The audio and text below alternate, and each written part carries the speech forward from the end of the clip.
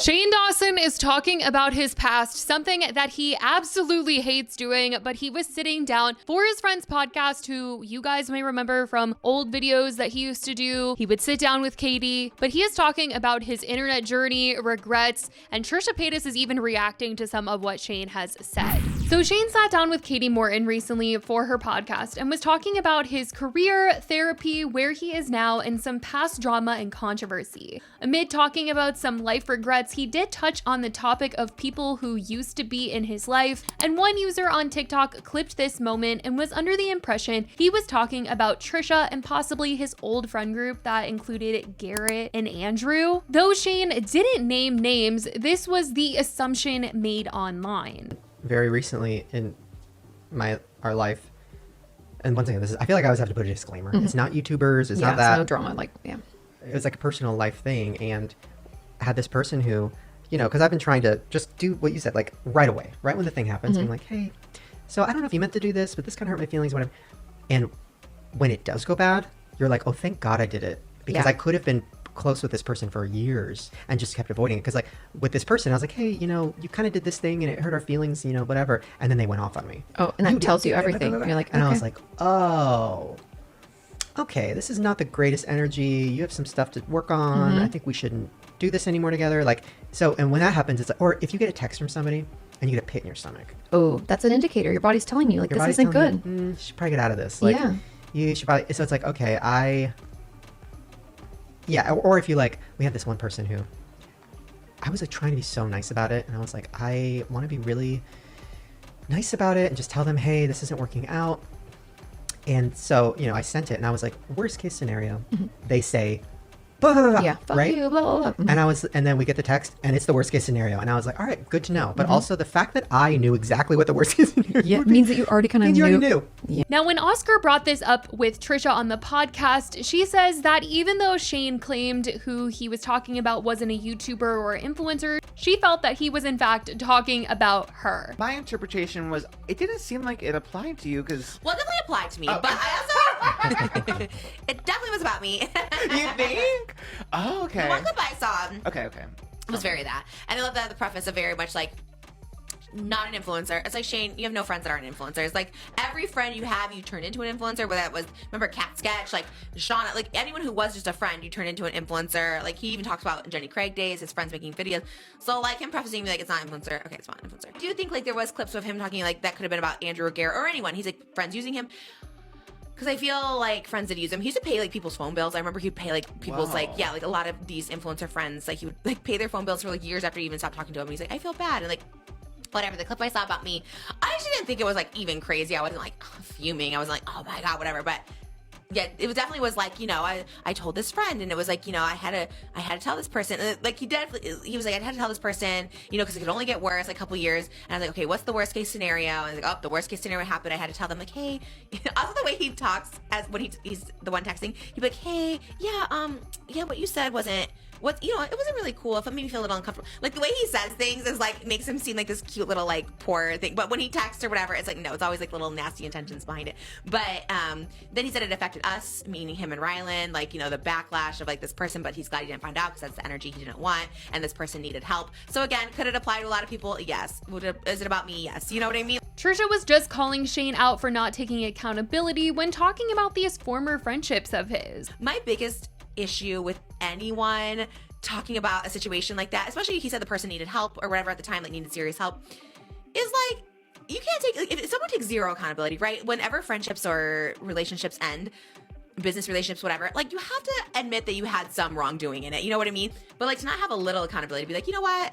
Because he said his biggest regret in that interview was making fun of Miley Cyrus. I was like, have we learned nothing? Like, what? He's like, I love being canceled, held me accountable. I was like, do we know what you're canceled for? Like, let's rewind the tapes. Like, that's what was so frustrating. Oh. It's because, like, you can't do an interview and say, like, your biggest regret is being canceled over, like, Miley Cyrus and you wish you could apologize to her. I'm like, Miley Cyrus doesn't care. And that's not nobody cares. Nobody cares that you made fun of Miley Cyrus. Like, when did you even make fun of her? I have no idea what you're talking about. I can remember this, and this. You know what I mean? And that was true tea, because Shane talked about one of his biggest regrets being making fun of celebrities. And it was honestly a shock to hear him say that this was one of his biggest regrets, because I don't even remember the times that he's talking about. Like, that was not on the top 10 list of things that he was canceled for. I remember the Kat situation, the Trisha situation, being involved with Dramageddon, the videos with kids, the racist videos, the Smith family situation, but making fun of Miley Cyrus isn't really coming top of mind. I regret more like making fun of celebrities. Oh. Like, that is really high up there for me. Yeah, making fun of celebrities, to me, my karma, I believe in karma a lot, and I think Same. getting canceled was karma for so many different things, but I think it also was just like really treating celebrities, not that I'm a celebrity, but treating Miley Cyrus or Lady Gaga or any of these people that I would like put on a wig and make fun of them, but I love them. And that's the thing, I'm like, I never hated any of these people. I was obsessed with them and I love them, and I was like, it's like Mad TV, I'm like making fun of them, and I would turn them into a character of themselves. Like I would do, oh, Paris Hilton, like that's hot. Like I love Paris Hilton, but I was like, I loved her so much I created a character to become her, but then it took on a life as of its own, and then I'm saying all these horrible things, and then people are like, you know what I mean? And so I feel like having it all happen to me, I was like, oh. They're people too. Maybe I shouldn't do that. kind of Yeah, thing. and now it's like, I have dreams where I am, I'm like apologizing to Miley Cyrus in my dreams and being like, I've had like 10 of these dreams, and I pray about it. I'm like, I really hope I run into her at some point. When talking about his controversial videos, he talked about the content he was consuming at the time, and that being what inspired him to make some of the videos that he was making that were seen as offensive, which to a degree, yes, like when you watch Friends or any old shows, the jokes that they would make would certainly not fly today, but I think it was more than that. Like when it came to Shane, it wasn't just some offensive jokes. Like I said, there were many layers to his cancellation. I mean, he had made several apology videos over the years talking about offensive jokes that he had made and things that he had done that were inappropriate. But when he really got canceled with Jeffree, it was a number of things that were coming out about him, and it was not just offensive content. It was content that people were like questioning him, his character, what kind of person he was, kind of friend he was. It wasn't just things that were offensive. They were like, what's going on here? You're actually like not who I think you are on the screen. And Trisha went on to say maybe doing interviews just like isn't for Shane, though she didn't think it was that bad in the end what he was saying, but that Shane just doesn't really have a lot of room to really come for people. Like, I wasn't jarred by it. I think Tana sent me a text like, oh my God, that interview can't be real. And this was Friday, so I was doing my music video. So I was like, what interview? Like, what? He's like sitting down with Katie Morton. And I was like, oh my God. So like, I was going to watch it, and I watched it. I was like, oh, it's like nothing crazy. No, I didn't think it was anything crazy But either. I think because he has a lot of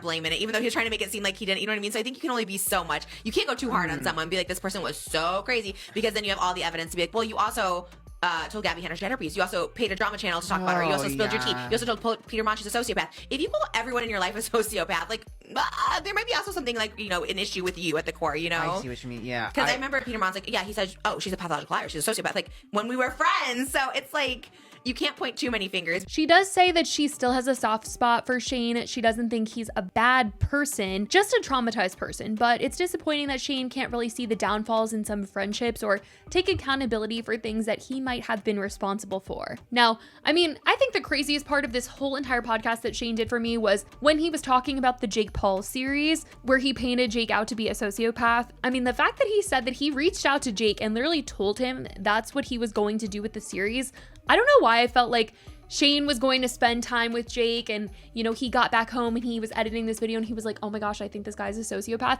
I just was not under the assumption that Shane would have gone to Jake and been like, I'm gonna like paint you out to be a sociopath. And Jake was like, okay, yeah, sure. Like, he had literally planned out that story from the jump and Jake agreed. I just feel like it was a lot less calculated in my mind, but also I feel like back then YouTube videos were calculated. We just like didn't know it. That's like the lifestyle girlies recently coming out and saying that all those videos that they used to make like were very calculated, and a lot of people were like, wait, what? What do you mean? Then I started seeing people calling Jake Paul a sociopath. And I knew he wasn't because I had had interactions with him, and I just didn't see the specific signs that I thought were signs. Yeah.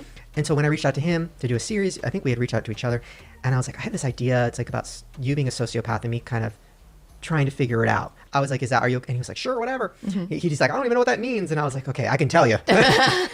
But so that was kind of my, like, I was so deep in that rabbit hole that was my, and this is a bad mission, but my mission for that series was to show people that I thought were struggling like me, hey, there's a word for this. These are the people that are hurting you. You need to get away from them. Like, don't take it personally. They don't have feelings. They don't care. Like, it was so toxic. I feel like we all watched those videos thinking it wasn't this whole calculated thing, and it was him just recording his life, and it just turned into him wanting to go all therapy on Jake. But I don't know. I found it very interesting. Maybe everyone could see from the very beginning that, you know, all these series that he was doing were like very calculated, but that's what Shane had to say in this recent podcast, and what Trisha said about how she was perceiving some of the clips that she saw going around about him and what he had to say. I want to know what you guys think about all of this in the comments. Let me know your thoughts. I love you guys so much, and I will talk to you in the next video. Bye, guys.